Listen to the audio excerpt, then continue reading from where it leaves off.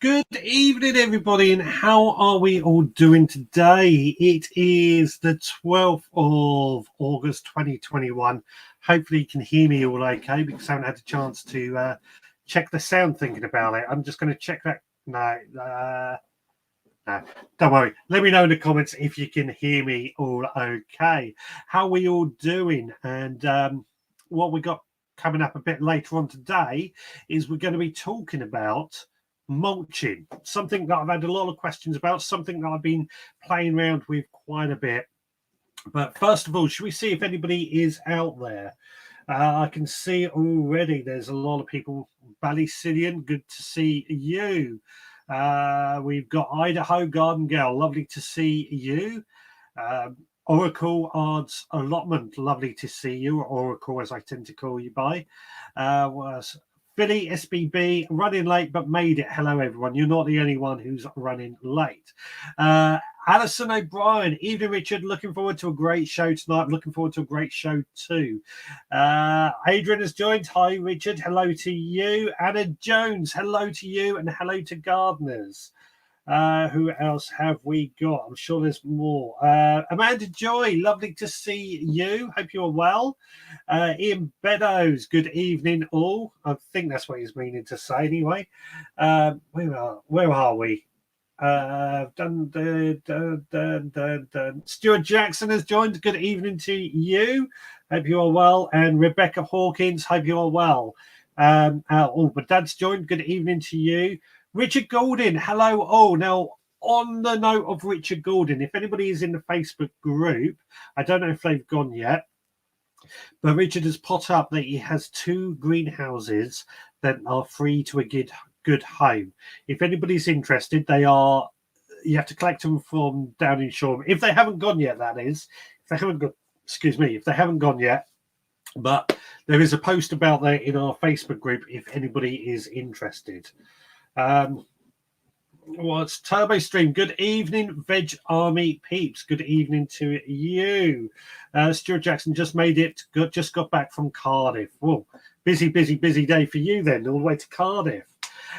Right, as always, I like to start off with what I've been up to over this last week here at the Veg Grower Podcast headquarters. So, busy with work as always. And I don't know if anybody else has noticed, the evenings are getting darker and earlier, which isn't giving us much time to spend on the allotment or in the garden. Thursday night, I did go and sow some Swiss chard, that's the one. Swiss chard, while I remember, because I like Swiss chard. I like the red and the yellows that we get from it. I think they're a beautiful plant and so tasty and so versatile and so hardy. So I've sown some of those to get me through the winter. Yesterday, being Saturday, I went down the allotment and what did I do? Took the lawnmower down there, got some grass clippings for mulch. Seems fitting as that's what we're talking about a bit later on. Cleared out a lot more weeds, harvested some more potatoes, dug over the potato bed, harvested some sweet corn, harvested a cabbage.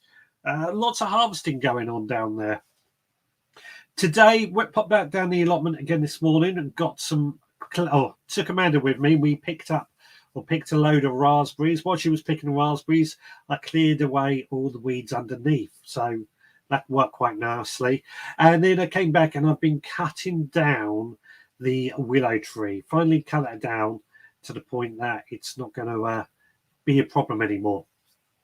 So that's my week in a nutshell. So you'll hear more about it on the podcast tomorrow.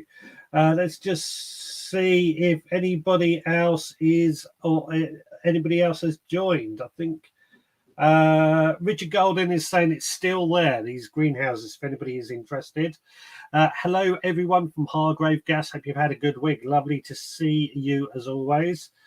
Beatrice, good evening, everybody.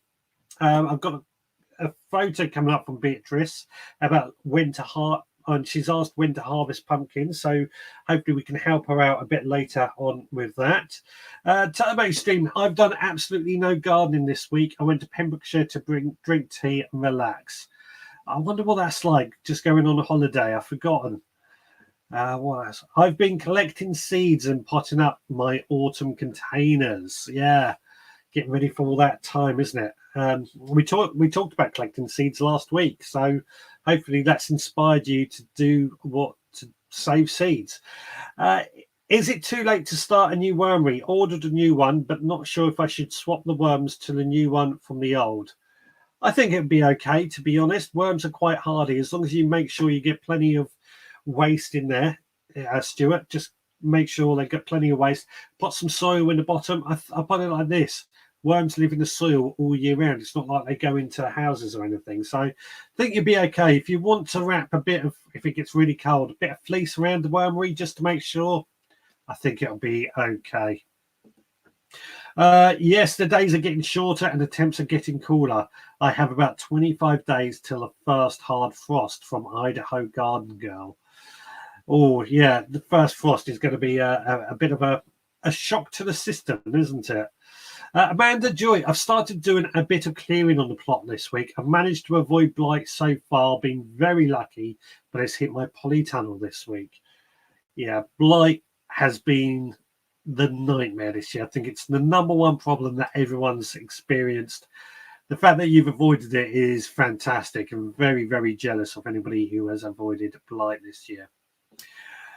This week I cut down 5 smaller trees, 15-foot tall, just like what I've been doing today. Adrian is saying hello to everybody again. I've not been on a holiday for over 30 years. Yeah, okay. I can't remember when I last went on holiday, but it's certainly not been 30 years. So apologies for that. I probably will be spending this week catching up on the plot from Turbo Stream. Absolutely. I think that this is the thing I'm finding at the moment. I've got my home plot to a point that I'm almost happy with. There's still a few things that need doing, but I'm getting the allotment to the point that I'm happy with it again, clearing out all the weeds, building new beds, so I can put it away for the winter. Not that it goes away for the winter. I still garden all year round, but once it's done, I haven't got to worry about it, and I can then come back and concentrate on the jobs that I need to do at home. Now, on that note, we are talking today about mulches. I've had a lovely video come in, which we'll play in just a moment. And this is something that I know I've had a lot of people ask about recently, in what we can use for mulches, what use do mulches do, and so on. Excuse me while I have a swig of coffee. So what I want to ask anybody out there, what mulches do you use and why do you use them? Now, when I was thinking about this subject and how I was going to approach it, I started to think about what I use and what I found very, very successful, and also what I found to not be as successful in the past. And I felt that the mulches fell into several different categories. So the first reason, or the first thing that I guess I wanted to start with, is why do we mulch? And usually I would say we mulch to stop the water evaporating in the heat of the summer, and to try and slow down the weeds that will come in. And that's what mulches do. But at this time of year, we have another reason that we might want to mulch our plants. And I was looking at my rhubarb earlier, and I've noticed that my rhubarb has started to die back as we're getting into those colder months. Like we said, the lights dropping, the temperatures are dropping, so the rhubarb is starting to die back. And when that dies back completely, I'm going to want to mulch that entire bed with compost or horse manure. Now that's going to help the rhubarb out by feeding that plant, or the plants, with some extra goodness into that soil over the winter. But the other thing that these two, compost and manure, is going to do is it's going to insulate the roots of that plant. And I think that's something we've got to remember. If we've got any plants that are a bit lacking in cold tolerance, they might be perennial, but the roots don't stand a frost, or a good mulch will help protect those roots. Dahlias are another example that I can think of. that can benefit from a good mulch over the winter as we get into those autumn months and over the winter. Now, moving on from that, I'm still using grass clippings all the time on the allotment. Every time I pull the lawnmower out, I run over that. I run over the grass areas. I use that grass and I'll mulch all my beds. Now, that will have that insulating factor. It will protect those plants from the cold should I need to. But the main reason I do use grass clippings, one, it's free and it's easy to get hold of a lot of it. But two, I find that the grass clippings have acted really well at suppressing the weeds, particularly the couch grass that I suffer with. So that's why I'm continuing on. Let me just bring up the phone number if anybody wants to call in. And that's why I continue on using these good old grass clippings as a mulch. Just one. Sorry, I've just realised I'm getting the. If anybody wants to zap in, I'm going to pop the link right now into the chat. So if anybody wants to zap in and add their own thoughts, then please do. Let's have a quick look at what everybody's saying, then we'll come back to what I'm talking about. So Turbo Stream, I think some more mulching will be done to make the plot more low maintenance this winter. That's what it's all about. I'm hearing from a lot of people at the moment who are saying they're struggling to find a time for gardening, and mulching is just one of those things that I think really helps save time. And for me, like grass clippings, you've got to cut your lawn anyway. You might as well put those grass clippings to some good use.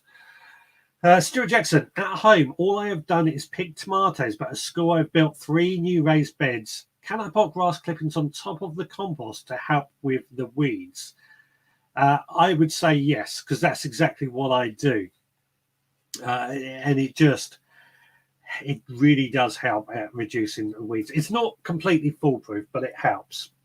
Idaho Garden Girl, I use leaves, wood chips, and garden clippings for mulch. Fantastic.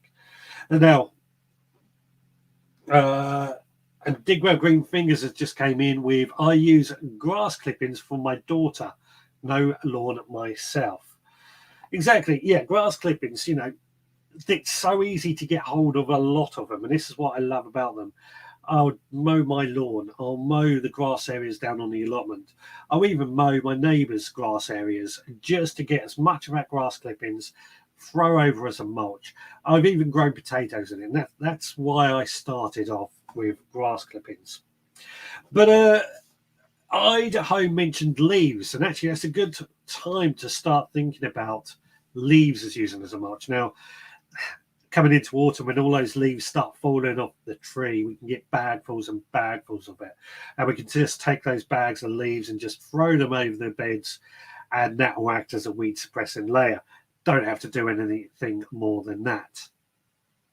As a mulch, that is. It's what happens in nature. You go through the woods, you go through the forest, you will just see that layer of leaf on the bottom. That's acting as a mulch. But the other good thing with leaves, and if you can do this and you can get enough of them, it's worth just putting them into a compost bin on their own to make a leaf mold, which is another good soil additive, can be used as a mulch. I thought we had a call there, but it's suddenly hanged up. But yeah, leaves are probably one of another free source of mulch that we can grab hold of. Now, another source that I've used in the past as a mulch was straw. Now, straw does work really well as a insulating layer going into the winter in those months when you want to protect those roots for some plants. But what I found with straw, particularly with the couch grass, is that the grass, as it grew, could make its way through the straw. And I'm going to use my hand to sort of give an example, because straw is like that, and I just felt like the grass would just, not that finger, sorry, work its way through the gaps in the straw in order to grow through and get rid of all that straw. So it didn't work quite as well for that as a mulch for stopping weeds, but as an insulating layer, it's great. does involve a bit of money to be spent. Now, Turbo Streams just came back. I use grass and leaves to mulch at the plot. They are in plentiful supply here. Exactly. Grass and leaves are just so available that it's worth, if you can get hold of it and use it, worth doing. At home, the leaves will be used to mulch everything in sight. Exactly. And like grass clippings, if you can get hold of it and use it, then it's great. You know what? I'm going to switch cameras quickly because I've set up the third camera for a change, and I just feel like I should be used. I brought myself a new camera this week, and I've moved one of my other cameras to the live stream setup, and I think it's just nice to keep changing positions every now and then. The only trouble is when it comes to, going to have to come back to here. When it comes to reading the comments, it's not so easy to do from that camera. Nikki in Nature, I used all the guinea pig bedding to mulch my borders. Just contains hay and poop, and it's perfect. Exactly. I'll use my chicken waste. If it's not gone into the compost bin, then I can use that, the wood shavings, the chicken poop, hay. The trouble sometimes I find with hay is that there can still be seeds within the hay. But if it's been used in guinea pigs, they've probably eaten all the seeds anyway. And again, it just covers that soil over. I was saying about, come back to here because then I don't get distracted with the comments, so I can concentrate on what I'm saying. I was saying about the straw. I find that the grass does seem to grow through it, does seem to make it very... It works, but it doesn't work as well as grass clippings. Something else I've been using a lot is cardboard. No doubt if you've heard the podcast or even on this live show, I just saving as much cardboard as I can and just throwing that down. Suppressing weeds more than insulating. What else was there? The thing I brought back from Gardener's World Live was a bag of Easy Mulch, which I think I've spoken about. I think I've shown it in a video. And then this is straw pellets. And I've put that on top of my blueberries. And as it's got wet, it's expanded and grown all over the place and seems to work really well at another layer of mulch, another way of suppressing these weeds. I've only about 2 weeks into testing it at the moment, but so far so good. I can see it working for an insulating layer as well. So that, yeah, those are the Easy Mulch is this great other one, but it does cost money, so you can't, unless you've got a lot of money, you can't use it en masse. So you've got to bear that in mind. Now the final mulch. Oh, there we go. We have a caller. Hello, caller. What's your name? Where are you calling from? It's the Oracle. Hello, Oracle. How are you? Just phoned in about the mulching, so I'm just to start it all up here for you.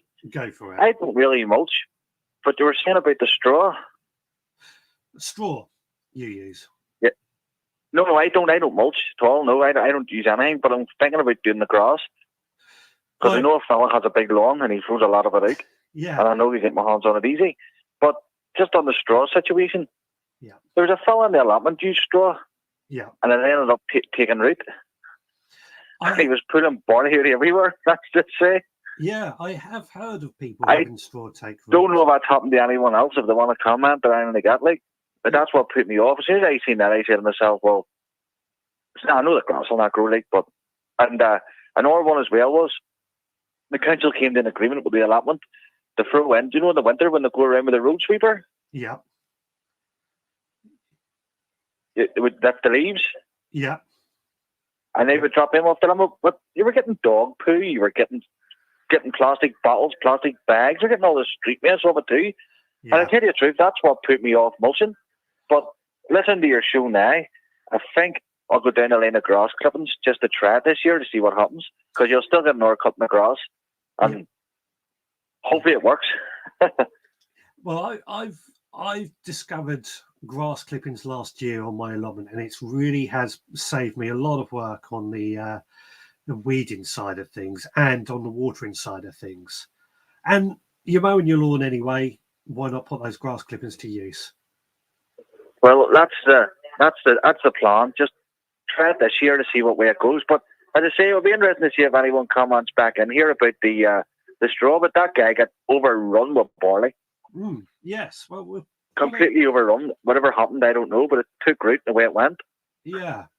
Well, I'll put it out there and see if anybody else has. Yeah, just put it out there just to see, just for curiosity. But I'm going to go down the line of grass this year just to see what happens. As I say, you get another couple of cuts in your lawn, but the leaves, I wouldn't touch the leaves. As in, when we get them sent up the allotment, you're getting dog poo in it. You're getting plastic bags, bottles, just anything that's in the street gets put into like a wee moo-moo, and they dump it off. So you're having to dig through it. You don't know what you're putting on your plot, you know. Yeah. But just to start it off first, see if anyone's any experience with a straw, Richard. Yeah, sure. Well, we'll put it out there and see if anybody else does have any thoughts on that. That's brilliant, Richard. Lovely. Nice talking to you again. God bless, son. You take care. All the best. God bless, son. Bye. Take care. Bye. There we go. That was Oracle, who's shared his experience of you or somebody he knows who had straw on his allotment and the straw took root. I think I have heard this once or twice before, and also I've heard with the seeds in it taking root. So anybody else, has they heard that or experienced that with using straw as a mulch? Now, Adrian is asking, doesn't grass clippings heat up more than straw? Well, they do in my compost bin, if I'm honest. But what I find is when I use it as a mulch, it doesn't seem to heat up as much. Partly because I go for quite a thick layer. I go for a good, 3 inches, maybe more, of grass clippings just thrown down. Nothing will grow through that, basically. That's my thinking. I just lay it down as thick as I can get it, and that's good to go. Straw. I forgot my line of thought. So apologies for that. Your caller is loud and clear, but you are very quiet during the conversation. Okay, that might be StreamYard has auto gain, so it might be the sound's not balanced. I'll look into that. Thank you, Nigel. Thank you for letting me know. I'll have to whack up the sound of my thing. So yeah. Nice to see you, by the way, Nigel. I do find the leaves the council drop off are full of all sorts of rubbish. I've not had it myself where we've had leaves dropped off on the allotment, but where my parents live, they get hundreds and hundreds of leaves. I mean, they're on a recreation field with trees all the way around it, and there's like a tennis court that's sort of got dug in, and this, what do we call it? This sort of moat, I guess, gets full of leaves. There's so many, so I tend to get them from there, if anywhere. And I've not had it full of any rubbish in my experience, but I can see why it would happen, especially if it's just a road sweeper sweeping them up. It all depends on the type / grade of a straw and its intended purposes. Yeah, most straw is obviously intended for animal feed or animal bedding, so it's probably not really thought. I've got a real bad wind today. Not really thought of as being suitable for what we're using it for. But there are better grades out there and there are poorer grades out there. Ballyscillion, I'm lucky, unlimited supply of grass clippings, and I have to say I've never had rhubarb like it. Grows waist high and thick stalks taste brilliant. Actually, rhubarb is a good example, because I tried this once and I never did it again. Where I'm going to switch cameras because I just like switching cameras.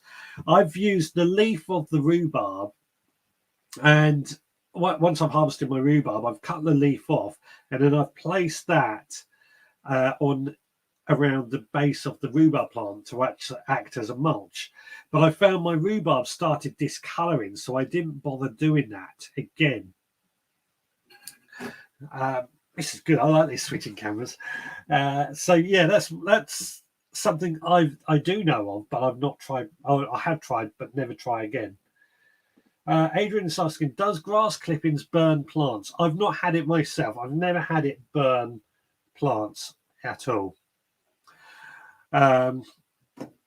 But it for me, like I say, I go for that good thick layer of grass clippings, and it works quite nicely. Ian Beddoes, what's Ian Beddoes asking? How was the show? Oh, that's not till Tuesday this week. That show I'm going to. Probably best to chaff up the straw. Yeah, it's all more and more work, isn't it? Are you want to be a newsreader? No, I'm just doing what I want to do, Ian. I just like having several cameras because it's fun and changes things around a bit. If I could make enough, I would mulch with my compost. I just can't make the required quantity. Yeah, that's exactly. You'll hear on the podcast tomorrow, actually, when I was on the allotment yesterday, I've emptied one of my bins of compost, creating these no-dig beds, but I've still got buying compost to top it up and fill the bed up. But it has mulched the soil. It has covered that over, and couch grass will still grow through it. So it's not perfect as a mulch, but what it does do is it'll add nutrients to the soil, which the plants will really benefit from. Digwell, rhubarb leaves are great as a slug trap. Just lay them on the ground, and the next day there will be slugs sheltering underneath. Yeah, there you go. I trying to think which one I need. Yeah, the slug trap, great overuse. Right, we have got a video that's came in, which I think I'll play now. Let's get rid of the comment, and hopefully I've set it up correctly, because this one came in about mulching from TurboStream. This year for the first time I tried mulch on my parsnips, and it's basically just grass. And to be fair, it's done a reasonable job, although the couch grass here won't stop it. It won't stop the couch grass, but by and large, it's worked pretty well. I'm quite pleased with it. And then next to it, I've just got some leaves. And again, that is produced mixed results. There's bits of weeds here, but they're perennials, so not much is going to stop that. I think it has made a difference on the ground. We'll see in the winter, I guess. The only problem with leaves is they look a bit unsightly, and plus the badger likes to dig in. So, but it has worked, I think. It has kept most of the weeds down. But we could do some rain now, it's really dry. And this is the pumpkin patch and squash thing, a bed that I lent to Liz. And again, I use leaves. To be honest, this has been a really good success. There's a few weeds there, but nothing as there was last year. Last year was absolutely covered in weeds. But it's going to replace this black plastic on this strawberry patch here, which that's going to come up and get moved in the autumn. It looks unsightly. I suppose you should cover it over. But all happened with that is the slots in where the strawberries came out, and then the weeds came up through the gap. I mean, it works as a weed suppressant if it's completely covered. But when you introduce holes into it, it just encourages the weeds to come up, and plus ants. You can see this has got some nice squashes there. Those are coming to the end, so I should probably redo this once it's all finished. And I suppose the only bad thing about having a natural mulch is it tends to get worked into the ground. So this is the strawberry patch, which was covered in the black plastic, and that's almost disappeared, so I need to top that up. That is the one snag with using natural mulch. You have to keep topping it up. And to be fair, the black plastic did kill most of the weeds on this section. So we need to gather some more leaves over the winter and mulch that to the hilt. Anyway, that is my plot with the mulch on it. Thought you'd like to see that. Right, I'll switch back over to this camera for a change because I'm just having some fun. Great video. Thank you very much, Turbo Stream. And to me, that video, when I watched that, it just shows how mulching the soils, if you can do it, really does help at reducing the weeds, particularly going throughout the summer. It's certainly something that I've taken away over the last couple of years and will constantly be doing moving forward, because I'm all about low maintenance, especially at the moment. Trying to find more and more time to do these gardening efforts and things just takes a lot of time. Now, during the video, I don't know why I went like that. During that video, you would have seen Turbo Stream showing off the black weed suppressor membrane, which I've also used in the past and I do use currently. And it kind of acts as like a mulch, but I'm slowly becoming less and less a fan of that. The trouble I've found with that black weed suppressor membrane, my neighbour used it a couple of years ago, and they laid it all down on their allotment. Lovely. The winds came along, lifted up this weed suppressor membrane, and it got caught in my gooseberry bushes. And still to this day, there are loads of these little black ribbons of this membrane sitting there, being a bit of a pain, sitting around my gooseberries, just tangled. Very, very difficult to get rid of, which is why I've slowly been moving away from using weed suppressing membrane. What have we got here? Over to Richard in the studio. Yeah, that's exactly what we're trying to do here. I read that you mulch rhubarb with the leaves that you cut off. Well, that's exactly what I was saying earlier. I've done that with the rhubarb leaves in the past, but I found my rhubarb started to discolor, so I removed those leaves that I laid down pretty quickly. Evening, everyone, from Andrew Norris. Hello, Andrew. Hope you're well. A bit late, but happy to be here. Lovely to see you. I have been given soil improver from Stuart Jackson. Can I use that as a mulch, or will this just make weeds for me to pull up? Soil improver I would class as being similar to compost, so you can use it as a mulch and it will cover the soil. Any weeds there will be suppressed. You can then get your hoe out and hoe through it easier and get rid of any weeds that pop up. So it certainly can be used as a mulch, but it's not what I would class as this low maintenance mulch. But it does feed the soil, it does improve the soil, and that's what you're really taking away from these sort of things. Hang on, what happened there? Ballycillion. Apart from weed suppressing, I find that grass mulch helps the beds retain the moisture in the summer months. Yeah, it definitely does do that. I've grown the best potatoes this year because I've been mulching it in grass. And it's been a bit of a difficult year, or funny year for potatoes this year, because I think it's been so wet anyway. But they've really have retained the moisture. The potatoes have grown bigger because of its grass mulch is what I'm putting it down to. But also, as we're going into these winter months, let's not forget we're going to get those freezing temperatures, and this mulch will just help protect those roots, protect the beds, stop them from freezing. So if you've got potatoes still in the ground that you haven't harvested yet, or carrots in the ground, a good mulch will go a long way to stopping those from freezing in the ground. The pumpkin batch has hardly needed any attention since I mulched it. That's exactly what I found. Digwell, weed membrane. I used it once, never again. I suspect, Digwell, you've had a similar experience to me. It's fine when it's laid down. It does a great job. But when it gets ripped and into tiny shreds, it's a nightmare.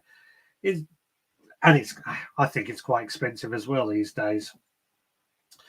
Something has been eaten to my tomatoes. Could it be a squirrel I've spotted in the garden? Yeah, it could certainly be a squirrel. Could be mice.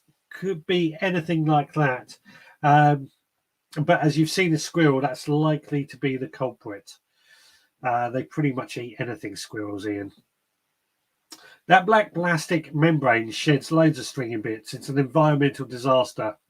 Yeah, absolutely. That's what I'm saying. That's why it has its uses, but I'm moving away from it. Squirrels have been eating my tomatoes too, Ian, from Rebecca. There you go. Ian and Rebecca having the same troubles. Adrian, I have a roll of membrane I've never used. I thought once used by cutting into it, it might be useless. You can cut into it, but it will fray. What you really need to do is get a heat cutter so it doesn't fray. It sort of melts it to cut it, but that's if you really feel you need to use it. Squirrels around here are devastating to gardens. They will eat tomatoes, cucumbers, peppers, and strawberries. To Ian, that is. How to mulch carrots? Do you need the top off? Now, what I would do, so if you're using straw or grass to mulch your carrots, just make sure the plant, the foliage is still above the mulch so it can still photosynthesize, and just lay your carrots around the plants. Lay the carrots around the plants, lay your mulch, your grass clippings, your straw around those carrots. That way they will still photosynthesize, but they will retain the moisture. They won't get those freezing temperatures, and then weeds, in theory, should be reduced. If you mulch with grass, it is rotting away for the start of the growing season. Is it rotting? Oh, well, what? Yeah. So when I mulch with grass, and if I do this over the winter, say, when it comes to the beginning of the next season, what I actually do is just remove all the mulch and throw that in the compost bin. Sometimes it has rotted away, but quite often it's still remnants of it. Then I'll plant into the ground like normal, and then I'll mulch a bit later on once the plants are established and I feel they're going to survive. They will, if you use them like a natural, like grass clipping straw, they will eventually rot away. Wood chippings, I've used wood chippings quite a bit before on paths and stuff, but I found, again, they work fantastic, but they've rotted away or the grass has grown through them. You've got to keep applying it to make it work. Graham Arnold, lovely to see you. Got some cow manure from a farm. Do you think to dig it in or just lay it on top of the ground over winter? No dig. I'm going to say my opinion is just to lay it on top of the bed over winter and let the worms do all the work. It doesn't need digging in, but it certainly will benefit from it. The weed membranes are designed to be used under gravel or bark chippings. Yes, some are meant for what we're sort of doing, but they're just not very good. The only way to stop it from fraying, this to Adrian, is to burn/melt the edges, e.g. making a hole in it to use a blowtorch, because it is plastic after all. Excuse me. But you have to plant next time in exactly the same position. I think this is about where you burn the holes. Yeah, you do have to plant in exactly the same position. That's the downside of using this weed membrane. It does work and it does reduce the weeds, but it's a lot of work again and money.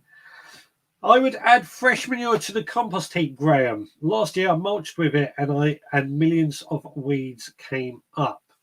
There you go. So I'm assuming that Graham's cow manure, when he put that question in, the cow manure was already well rotted. So if it's fresh, then obviously add it to the compost heap and let it rot down. If it's already rotted down, then it's fine to lay on top of a bed. I used to do that all the time with horse manure.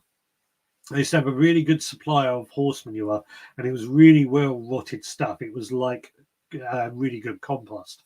It was so well rotted, and I just laid it on top of my beds, and I actually could grow straight into this horse manure because it was so good for it. Unfortunately, he's given up doing it, so I can't get the horse manure in such big quantities and so well rotted. But I'm on the lookout for another supplier. Nigel Sadler, let me get my words out, sorry. Nigel Sadler, when I dug the extension to our veg bed, I discovered 3 inches down, first layer of pea grit on top of black membrane. It had probably been there over 20 years. That's the other reason I don't like weed suppressor membrane, because I've seen it on allotments, even carpet for that matter as well, where somebody's laid it down, they've put compost on top, they've grown into it, and then it's forgotten about. They've given up the allotment, and then they've left this in the ground. You can dig through it. If some people use a rotavator, and it causes no end of problems by getting snaggled in the rotavator. That's why I don't like black membrane, but I do use it. I am using it at the moment in areas that I've got. Well, the top half of my allotment, where I had such a large area where nothing was growing in, I've just laid it down there for this year in order to suppress weeds, and then I've put pots of squash plants on top to weigh it down. Idaho Garden Girl. To make matters worse, a lady has a squirrel rescue. She takes in injured and abandoned squirrels, nurses them back to health, then releases them into new neighborhoods. I think over here in the UK, obviously Idaho being in the US, it's probably not the same, but I think here in the UK, it's actually illegal to release grey squirrels because they're not native to this country. I don't agree with that myself, but that's as I understand it. It doesn't smell, so I think it's quite old. So I think that's probably well rotted if it doesn't smell then. So yeah, that's fine just to throw on top of your beds and let the worms just do it. What I like to think of it, this doing this cow manure method that you're on about, or horse manure, or any compost, and throwing it over the winter, it's acting as like an insulated layer to protect that soil and keep the soil from freezing, which I think does the soil a world of good, in my opinion. I know sometimes we want the soil to freeze to break it up a bit better when we dig it over in the winter. But if you're no digger like myself, don't really want that. You just want to get that fine soil, and this works. Turbo Stream, you might be okay then, Graham. There you go. Turbo Stream talking from experience there. So yeah, I'm going to have a swig of this cold drink quickly. Let's switch over to this camera so I don't get distracted by the comments. Now, something I've got to say on every live show: don't forget to like if you're on Facebook. Don't forget to subscribe if you're on YouTube. Don't forget to give it a thumbs up on YouTube. And if you're on either, don't forget to click the bell or get the notification every time we go live. Now, I know most of you are doing that anyway, but I have to say that just in case every time I don't say it, I get told off by both Facebook and YouTube for not saying it. So that covers that. Now, don't forget, you can call in on 07307 135 174, just like Oracle did earlier, and add your own thoughts to this very subject. Or you can zap yourself in on the link that is going up in the chat right now. If you're watching in the Facebook group, then I may not see your sorry, if you're watching in the Facebook group, you won't see the link I've just pulled up, but if you head to the Facebook page, you will see it. Facebook groups work differently for some weird reason. This is great. I love this switch in the cameras because I've even got the overhead camera as well. So Turbo Stream, we have more problems with badgers on our plot, digging holes everywhere. Badgers are always a problem. Always a problem. What I found a way to, on my old allotment, everybody gave up growing sweet corn because of badgers. They would chew at the base of the plants, knock the sweet corn plants over, and nick the sweet corn. And that was until I started growing sweet corn in a big wooden box. And guess what? My sweet corn grew. I was the envy of the site. But badgers, it's about protecting the plants from the badgers, I think, is the key thing. They are, again, a protected species, so we've got to do our best with them. Right, don't forget, if you are watching, you can leave a comment, as I said, call in or zap in. It'd be lovely to hear from you. I have been cooking again. I'm just trying to see what the time is. Oh, yeah. Right, I have been cooking again. Do you want to see what I've made? It's a really good one, this one.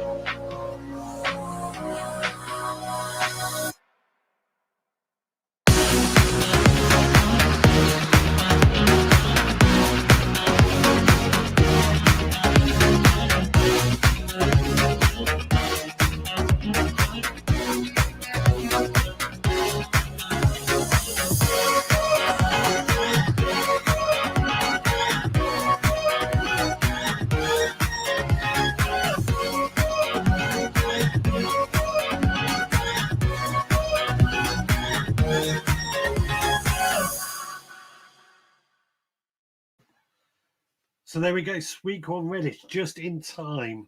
Well, if you're having a barbecue, I can highly recommend it, and you've grown your own sweet corn. Now, I've got a little dish just here. As you can see, the sauce is really thickened up, especially while cooling.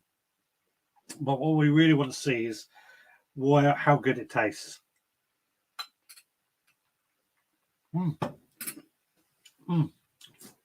Yeah, that's really nice. Really, really nice. Bit too much sugar for my liking, bit too sweet, but it's really nice otherwise. I made that last night actually, and yeah, it's good. It's really good. It's thickened up.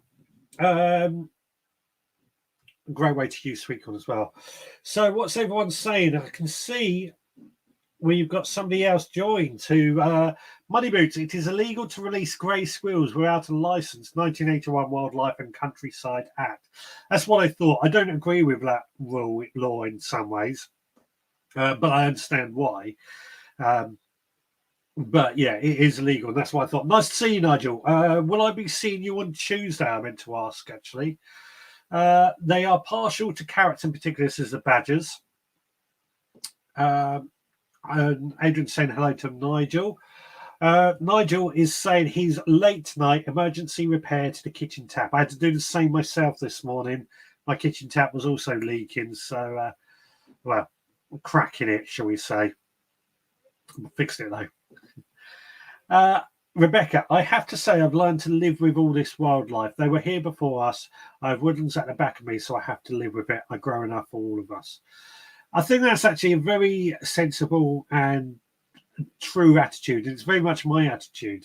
The only animals I'm not keen on are foxes when they go after my chickens. But that's not the foxes' fault. The foxes are just doing what they have to do and what they are around for, I guess. But they're the only ones I get very annoyed with. I'll put it like that. But you are right. We have to learn to live with them, or we have to find ways of preventing our food from being eaten by them. And Hester Blumenthal eats slugs. Yeah, I've eaten snails before, like the French do. I can't say I was that over impressed with them. They were just what it is. Just started raining again in North Manchester. It's raining in North Manchester, everyone. So wherever you may be, it's raining in North Manchester. It might be on the way to you. We have badgers and foxes on our site with a little extra effort. Crop Survive and a plot holder set up animal cams. Great watching the footage. Everything has a right to live, not just the bees. I totally agree with that. Totally agree with that.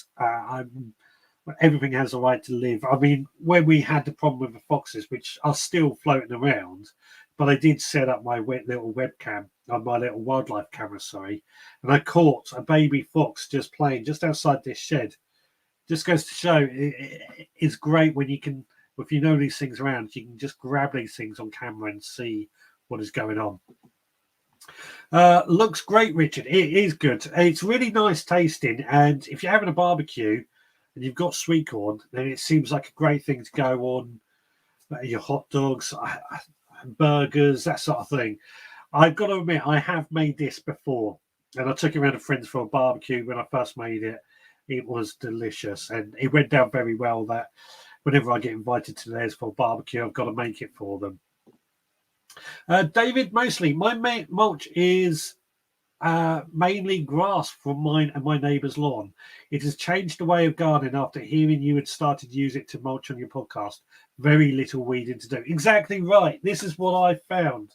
And this is why I'm such a big believer in using grass clippings as a mulch, because it has changed the way I garden. It has reduced the amount of weeds that I get. My allotment particularly is very problematic with weeds.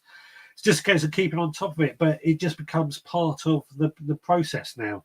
Every time I mow the lawn, those grass clippings just end up as a mulch. Digwell yuck. Oh, slugs, I think that was, yeah. I don't like the idea of slugs. But I suspect might be similar to snails that I don't like. I don't know. I don't know if slugs and snails are going to be very similar in tasting. Jim M, evening, just got home. Yes, I mulch very heavily. It saves me so much weeding and watering. There we go. Jim, excuse me. What do you use to mulch? Out of interest, because the one that so far today seems to everyone saying is the grass clipping seems to be a popular choice. How are the quails? All right, yeah, we've still got the quails. Good question, Ian.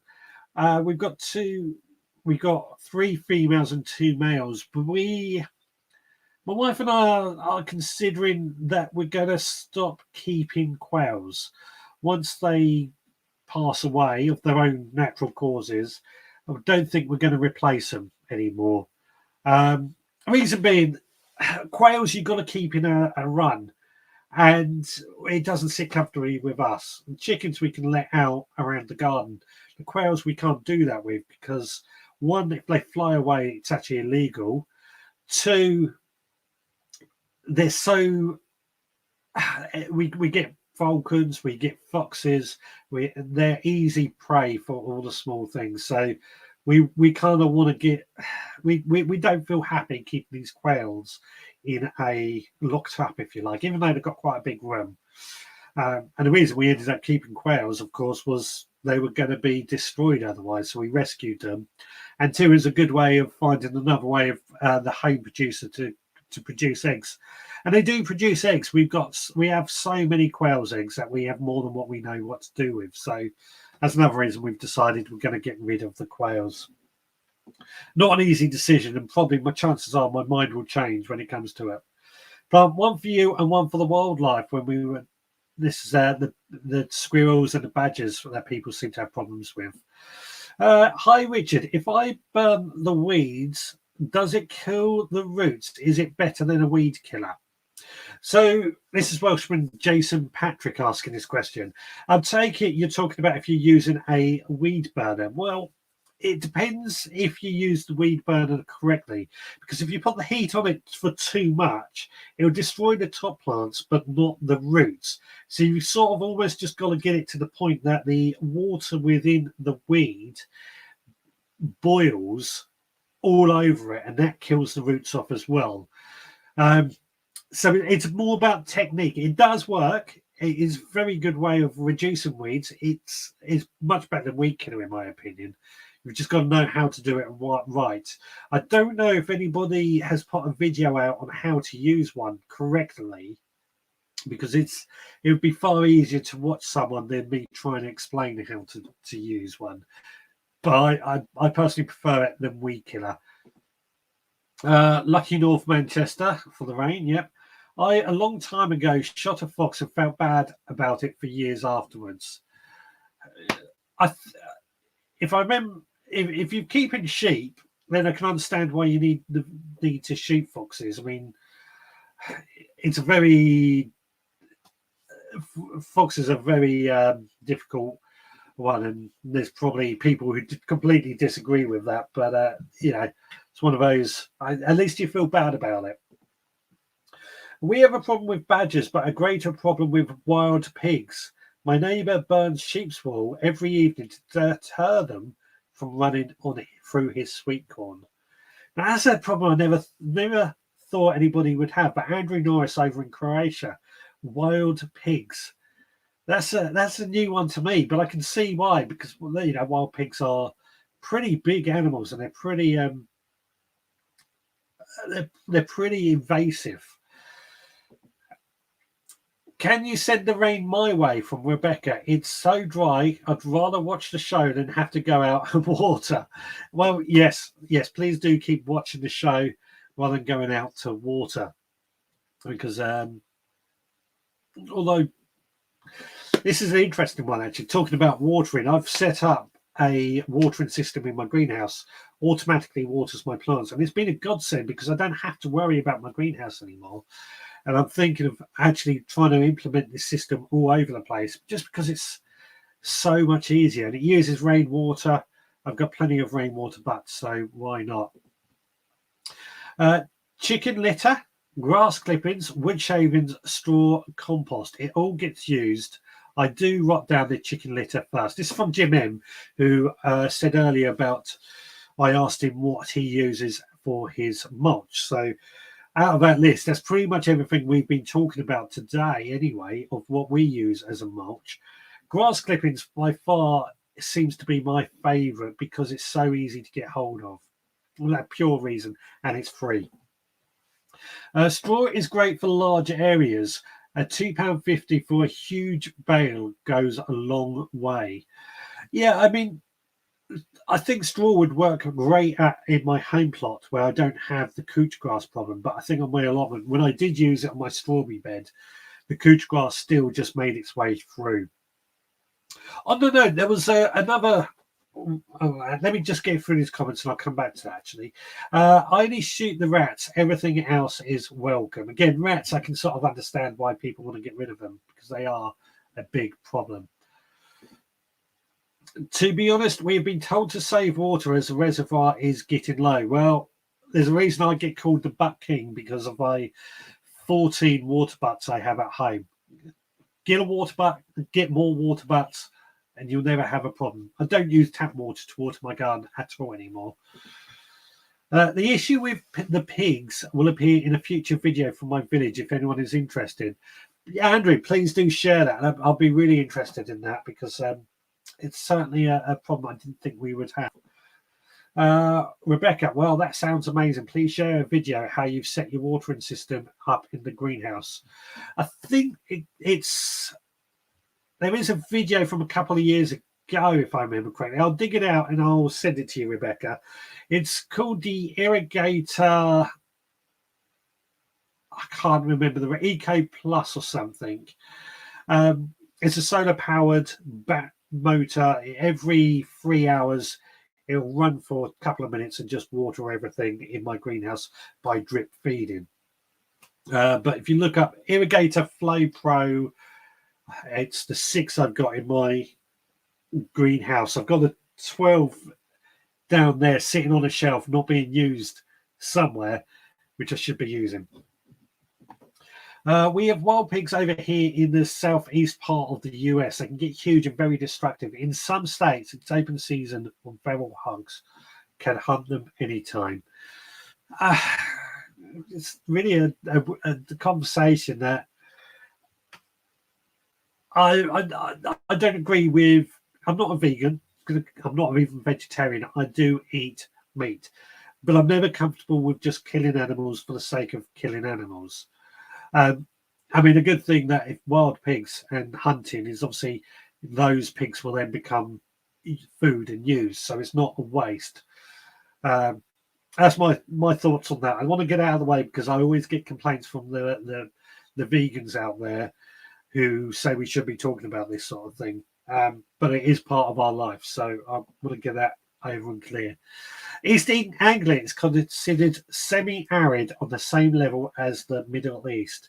Well, here on the south coast, we actually do some years get considered desert conditions because it's so dry in the summer.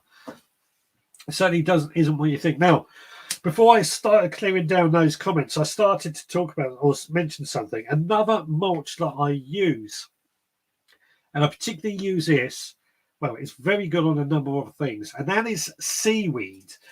I'm literally 10 minutes walk away from the beach. I'll probably finish this show tonight. I might have a walk down there. I'll get a bag of seaweed, and then I'll take that down the allotment at the weekend. It will stink by then, so I might have to take it a bit sooner. But a bag of seaweed down to the allotment, and I will put that over my asparagus bed to act as a mulch.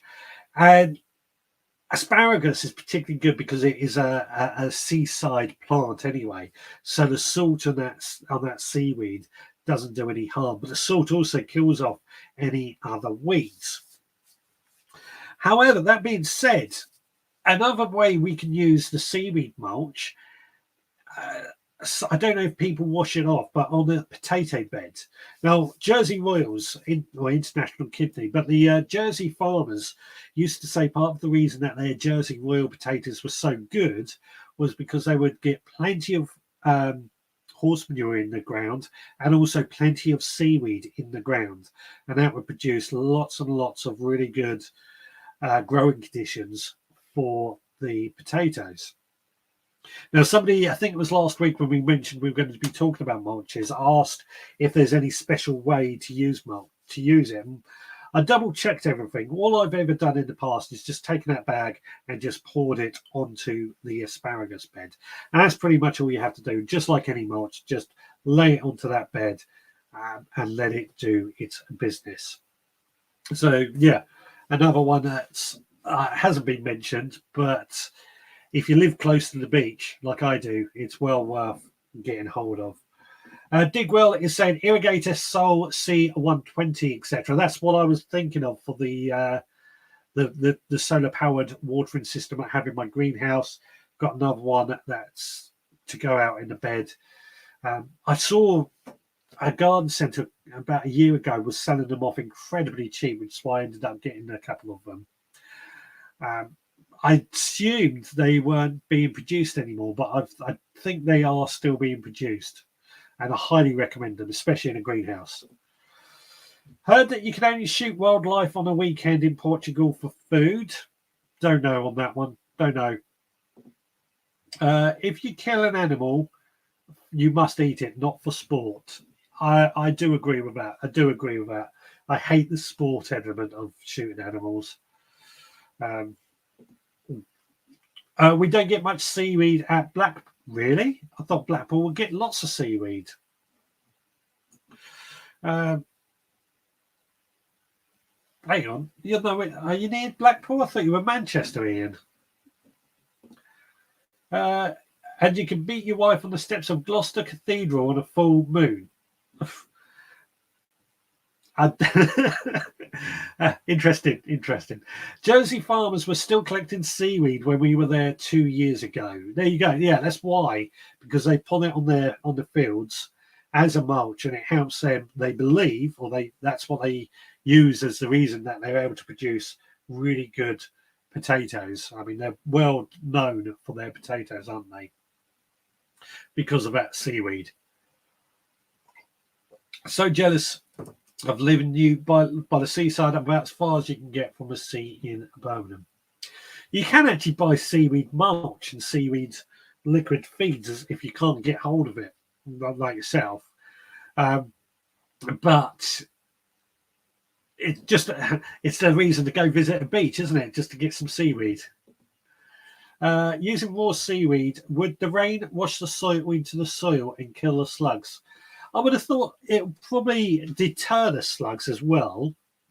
Obviously, the salt can kill many plants in the soil if you're not too careful. That being said, it seems to work for the Jersey farmers. So, and I've only used it on my asparagus. Asparagus loves it. But I think that's a win-win. But you do need, if you're going to do it like I do it, a lot of it. Would running over seaweed with a lawnmower get it to activate quicker? Potentially, I think it would. Well, you've got to remember, though, if you do that, to wash your lawnmower afterwards to make sure there's no salt left on your lawnmower and it'll rust away.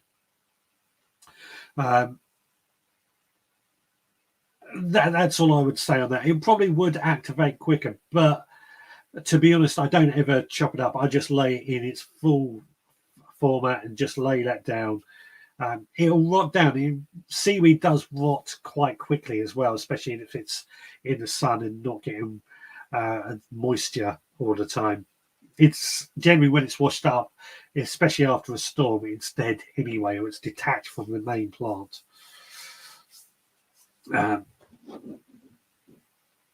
Ian is 60 miles away from the beach, so 60 miles away from Manchester. My mistake, sorry. Andrew Noss, is that going to be on your second channel? Oh, that's about this pig. So yeah, Andrew, please do share the channel and everything, and share the video when it comes out. If I had half a brain, I would have collected some in Pembrokeshire. Yeah, there you go. This is sometimes what I find with doing this show is that we get ideas to people that don't always think about, and then it makes people think again. And this is all by us talking and having this conversation, sharing tips. If I lived near the ocean, I would collect seaweeds. About a 12-hour drive to the ocean, so I use kelp meal. And yes, the plants love it. I use it on every plant. Kelp meal, which is like a seaweed feed, I guess. Yeah, if the fact that it works so well on your plants says it all. We're 60 miles from Blackpool. I thought you were something like that. I'm just going to quickly switch on to studio mode over here because I've realised I've got some photos that I want to share, but I haven't actually set them up just yet. So where are we? I'll try and keep the conversation going as well. Seaweed is good to pop on asparagus. Exactly what I'll be doing. Graham Arnold. Has anyone ever had the carrot tops being eaten by caterpillars? Outside ones, okay, but they were in a polytunnel. I've never had them eaten by a caterpillar, to be honest. I've had them eaten by slugs, which is possibly what's going on, and I suspect is more the problem. In my eyes, slugs, snails will eat the tops. There we go. That's what I want. There we go. Right. There we go. Right. I'll come back to that in a minute. Yeah. Slugs and snails will eat the tops of carrots. I've known that to happen. If there's a slight indentation or anything, that's what they will do. Not so much caterpillars. I don't think caterpillars would eat it because they tend to eat leafy foliage. I could be wrong. Let's see if anybody else has had that. I is thick in it. It happens to the best of us. Could you survive a journey home with the smell of seaweed? That is the thing. It does stink. I've put it in my van one night and gone to work the next day, and my van stunk of this seaweed. And literally only a few hours, especially in this hot sun. Yep, slugs hit me in the polytunnel.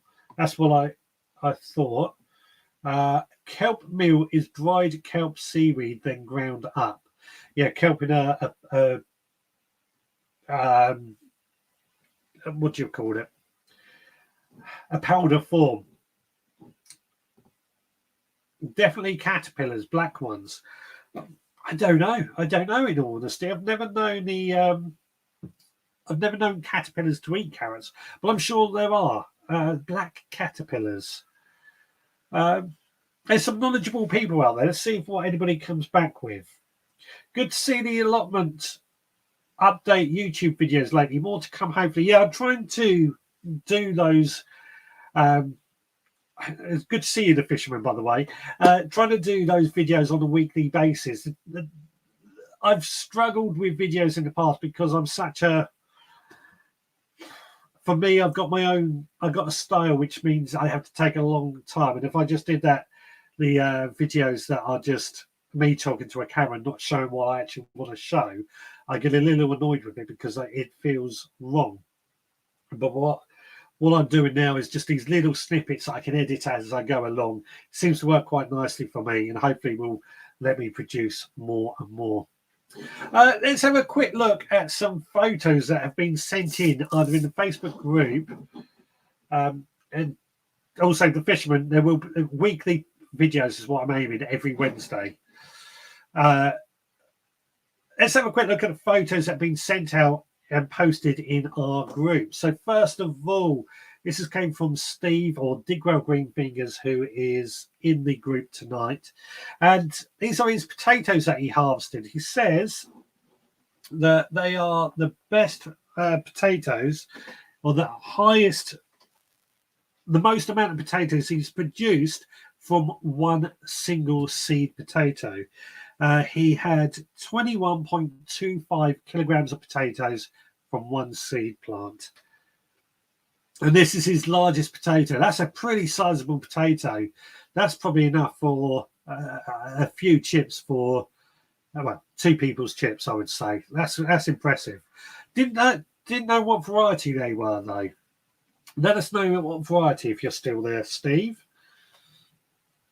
Stuart Jackson has been showing off his tomatoes because he seemed to not get any blight this year, and that was what he harvested. It looks delicious, though, I've got to say. And here's some growing on the plant still, and there's still no signs of blight on that. He's also showed off, this was a week ago, this photo actually. This is the seeds that were sent out from my supporters club in September. Now, Beatrice, this is a question Beatrice was asking earlier. She was asking, when do you know when is the right time to harvest pumpkins? And she's been showing off some of these pictures with various squash plants. Got to say, they all look delicious and tasty. And look at that, look at that. That one I would say is nearly ready, that pumpkin. I would wait for it to go fully orange and then the stalk to turn brown and start to harden. Then I would cut it off as close to the plant, leaving as much stalk on the plant as you possibly can. These are also her beds, where she's obviously got lettuce and other good looking plants growing in. All looking very tasty, isn't it? And a final photo comes from Tim Bell. Now, Tim has been posting some of the plant supports that he's been making at home, and this is just one example of what he's been making. Very, very, very creative, if I do say so myself. Well done, Tim. So there we go. If you want to post your picture, then please do head to our Facebook group and post them up in there. You can send them to me at richard@thevegegrowerpodcast.co.uk, or you can via any other social media. And if you want to send a video, best thing to do is go to wetransfer.com and send to richard@thevegegrowerpodcast.co.uk. What's everyone saying in the comments? Are chicken pellets good for rhubarb? Seem to have lots of both. Are you talking about chicken manure pellets, Ian? I assume you are. If so, then yes, they are, but I wouldn't do them yet. I would wait until probably March next year before you start using them. Not sure I would get seaweed smell out of my camper van on a long journey. Double bag your seaweed. Double bag your seaweed. That's all I can say, and try and make sure it doesn't seep through. I top dress my rhubarb with chicken pellets over winter. Okay. That's against what I thought. I guess wait until the plant has died down before you add chicken pellets. Well, look at those beautiful potatoes. Way to go, Digwell. What a fantastic haul, got to say. Again, no blight on those potatoes, I'm guessing. Very, very lucky. Looks like Sarpo Mira potatoes. Graham, are they Sarpo Mira? There we go. This is a question we are asking. See if what he comes back with. Oh, here we go. They are Condor potatoes. I've not heard of that variety, but they look very, very good. I'll certainly be looking out for those next year to try and grow myself. My potatoes were poor this year. That crop looks really good. I thought it was a good year for potatoes this year, personally. I assume because it's been so wet and everything that potatoes seem to have done very, very well. Mine seem to have done very well anyway.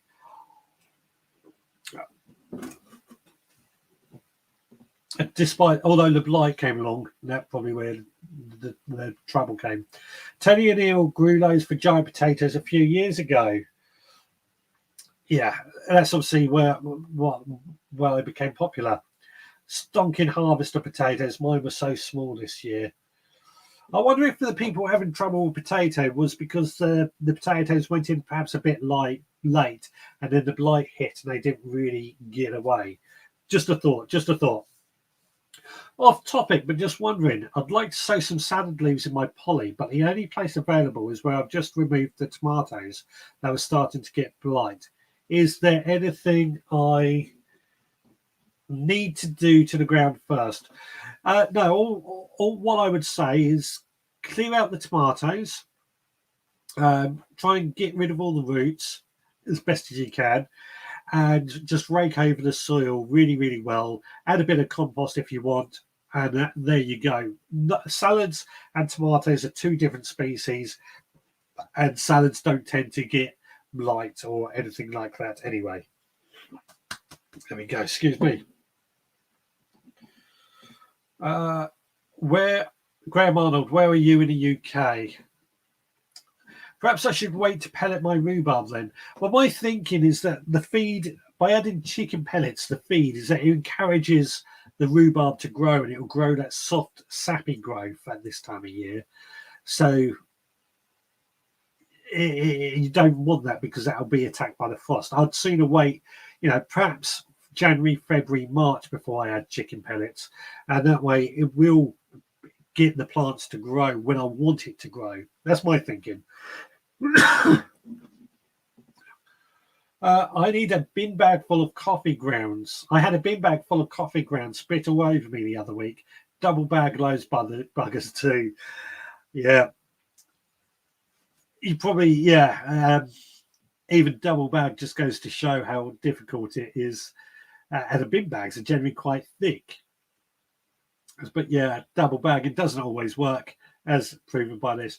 Although coffee grounds on that scale are quite heavy, so it might have just been the weight that caused them to split. That's a lot of coffee grounds, though. How much coffee you were drinking? Graham Arnold is in Cambridgeshire for Digwell. Ibenos, potatoes did well, fruit terrible. Yeah, my pears. I'm really disappointed in my pears this year because they got attacked, or the frost killed the flowers off far too early in the season, or far too late in the season, which left me with no pears at all. They look like the Desiree family, those potatoes. They might be. I've not had a condor before, but I'm going to look out for them next year, especially seeing those results. I think my potatoes were poor due to lack of rain here. It's been very dry in the West Midlands. Yeah, okay, that would make sense. We've had a lot of rain here on the south coast this year. It's by far been the wettest summer that I've ever known. Digwell, in that case, they are probably swallowtail butterfly caterpillars. There you go. I knew somebody would come up with this answer. This was about the caterpillars eating the carrots. So there could be swallowtail butterfly caterpillars. I don't know any more about that, but hopefully Digwell will come up with a bit more information and whether or not they eat carrot tops. Good point on the rhubarb, Richard. I will bow to your superior knowledge. No bowing here. We don't bow here. Wet grounds are very heavy. I fixed the machines at Starbucks and McDonald's. All the free grounds I can shove in my van. Fantastic. That's a great job, isn't it? Fixing coffee machines in Starbucks and McDonald's. I would put on a lot of weight if I did that for a living. I mean, it's bad enough working in pizza places for fridges and stuff. So, but yeah, the coffee grounds. Great. In fact, that's a great mulch. Something I haven't mentioned actually, coffee grounds for mulch. I used that once, literally just threw the coffee grounds on the bed. Being used, they didn't have much caffeine in them because a plant produces, I've got an itchy nose for some reason, a coffee plant produces caffeine in order to stop weeds from growing. A little bit of trivia you may not know.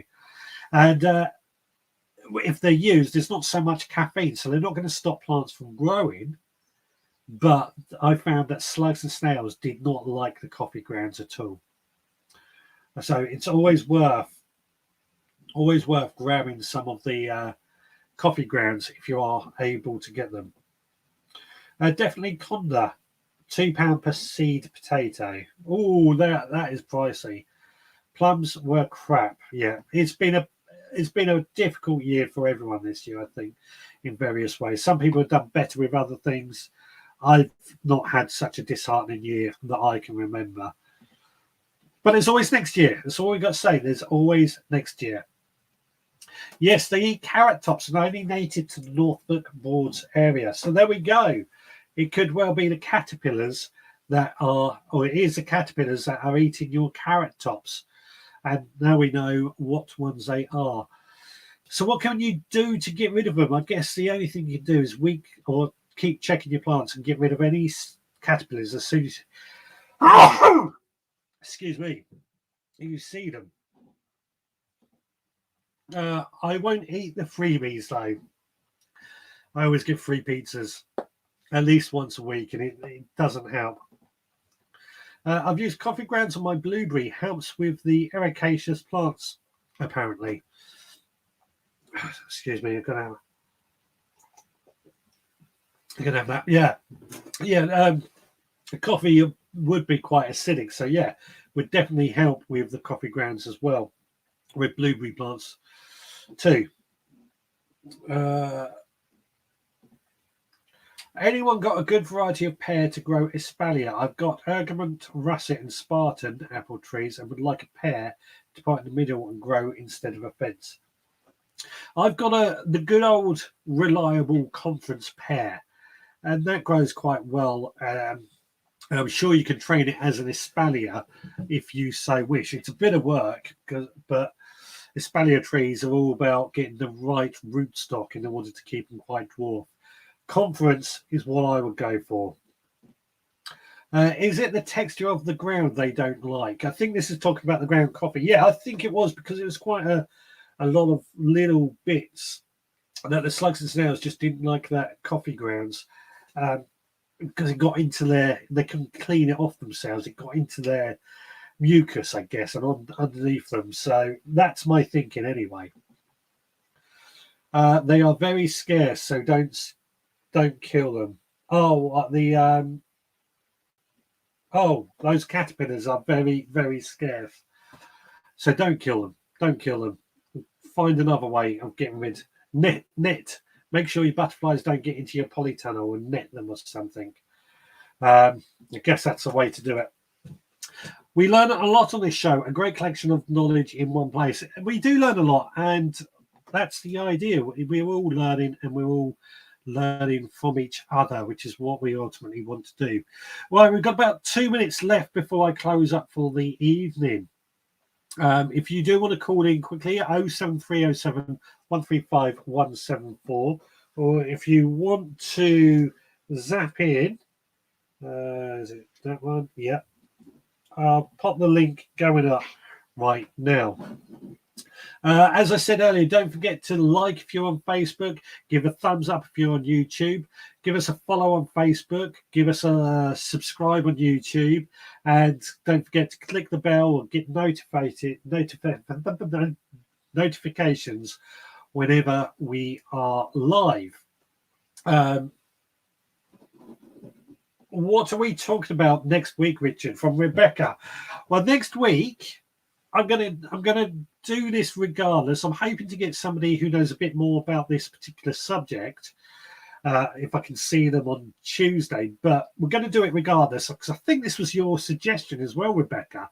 Gardening and health, how gardening has helped your health. We're going to be talking about that. So it's going to be very much, I want to hear your stories of how gardening has helped with your own health. That'll be next Sunday at 6 p.m. UK time, whatever it is, anywhere else in the world, I don't know. We'll go for the hour and a half as always. On the podcast on Monday, comes out as always, I've got a few questions that came in from listeners about mulch and a few other questions, and a bit of an assessment of a few experiments that I've been running throughout this year. That's coming out on the podcast on Monday. And then, of course, on Wednesday, if I get it finished in time, because I'm out on Tuesday, there'll be the video of my week gardening or growing my own food. Can't be advertised as such, but caffeine is a sort of organic slug deterrent. Yeah, well, caffeine is also a weed suppressant, but it can't be advertised as such. Like I say, coffee plants produce caffeine in order to outcompete other weeds around that coffee plant, so that the little baby coffee plants, if you like, has a better chance of surviving. Isn't nature amazing when you hear things like that? Caffeine stops weeds. Fantastic. Yeah, I reckon the coffee grounds stick to the slugs and gun them up. They don't like it one bit. That's my thoughts exactly as well. Throw them over next door's property. Yeah, I don't recommend that, because snails have a homing beacon almost. They will find their own way back if we do that. Hedron, LOL. Well-being and gardening, great idea for next week. Yeah, that's on the list. It's been on the list for a while. I'm hoping to see Ellen this week and see if she can come on, because she's kind of a guru for gardening and health and mental well-being and all that. So she's a fantastic person just to jump on and add her own thoughts. Graham, at least you did not kill them. What's that? Oh, they don't grow carrots or any vegetables. I think sometimes some of the comments don't always come through. Anyway, it's 7:30, so we're going to wrap up now. I'm going to close down this show. I've got a Supporters Club podcast to put out, and I want to have a quick walk along the beach and go get some seaweed and carry on with that. Lastly, if the weeds don't like it, will the plants? Good question. Idaho, thank you for another great live stream, Richard. No, it's you guys that make it. Well-being is why I started growing for charity. There we go. I need your story on that, Stuart, then. Thank you, everyone. Lots of great info tonight, as always. Fantastic. Right, like I say, let's wrap up. Thank you so much for joining me again. It's been a pleasure, as always.